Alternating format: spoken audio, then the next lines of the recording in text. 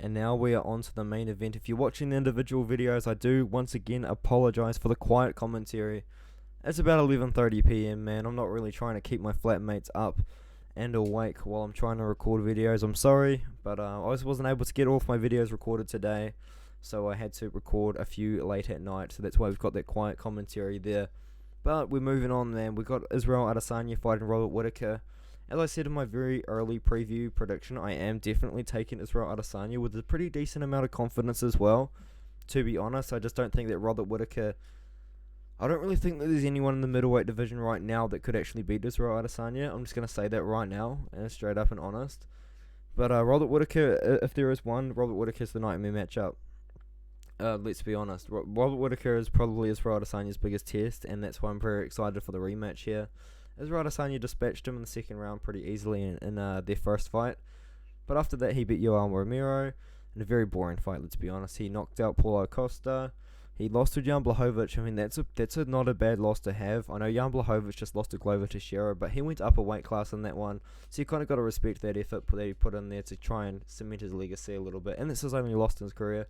He beat Marvin Vettori as well by a 50-45 decision. That was a pretty dominant performance. He kind of controlled the whole fight, outstruck Marvin Vettori on the feet. Kind of made him look a bit stupid, to be honest. He actually made Marvin Vettori look like an amateur at one point. But Robert Whittaker, on the other hand, 3-fight win streak after his loss. I mean, he probably did deserve a title shot after he beat Darren Till, but we don't talk about that, man. He beat Darren Till, and then he beat Jared Cannonier, and then he beat Calvin Gastelum. I mean, there's no doubt in my mind that Robert Whittaker is the next in line. I think that Robert Whittaker only needed to win one or two more. He didn't even need that Calvin Gastelum win, but he just went ahead and did it anyway, so you kind of got to respect that. He lost to Yoel Romero, in my opinion, to get the bout, but then he fought Israel Adesanya after that, and then got knocked out cold. I do think Israel Adesanya, we're going to see a pretty dominant performance on the feet for Israel, and I actually do think we're going to see a decision. He's become a lot more patient recently. I mean, he took Marvin Vettori to a decision. I thought he was going to knock him out. He knocked out Paulo Costa, which is awesome. He took Yoel Romero to a decision. I mean, it was a weird fight, though. But, yeah, just in his last, two fights, I guess you could say, he's been quite patient, especially at the fight with Marvin Vettori. I really thought he could crack him. I really thought he could knock him out. I know Marvin Vettori has a granite chin, but I really did expect Israel Adesanya to chin him. But with that being said, dude, I think we're going to see a dominant performance over 5 rounds for Israel Adesanya here. Robert Whittaker, he's going to come in with a game plan. He's going to come in with the same game plan that Jan Blachowicz had. He's going to try and wrestle him. But here's the thing. Everyone that Israel Adesanya has ever fought, pretty much, in MMA has tried to take him down.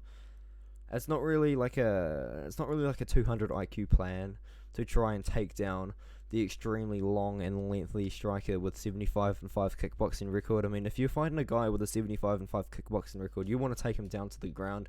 It's not really a genius. Doesn't really take a genius to figure that one out. So I know Israel Adesanya and his camp will be doing takedown defense all day. He's also training with Carlos Olberg and Mike Mathetha, so they'll all be training together. They'll have good training partners. I've got Israel Adesanya. I do think we're going to see a dominant decision win.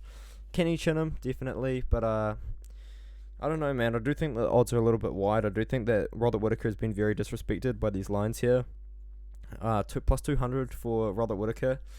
Don't really like it, to be honest, man. I think that Robert Whittaker probably a pretty live dog, but as I said, man, I do think that Israel Adesanya is probably going to beat everyone in the middleweight division as it stands at the moment. So, yeah, I'll leave it there. And hopefully you guys have a great day. And I'm going to have to make about 16 thumbnails. So I'm going to have fun doing that. I'll see you guys later.